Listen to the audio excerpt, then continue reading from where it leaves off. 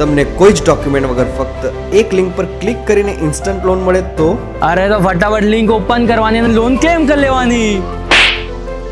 Dial 1930 અને બચો આવા cyber ફ્રોડના થપ્પડથી. જો તમારા ક્રેડિટ કાર્ડની લિમિટ 50,000 વધારવા માટે તમારી પાસે CVV અને ક્રેડિટ કાર્ડ નંબર માંગવામાં આવે તો 50,000ની લિમિટ વધતી હોય તો CVV અને OTP નંબર આપી દેવાનો. એમાં જાજુ ક્યાં વિચારવાનું છે.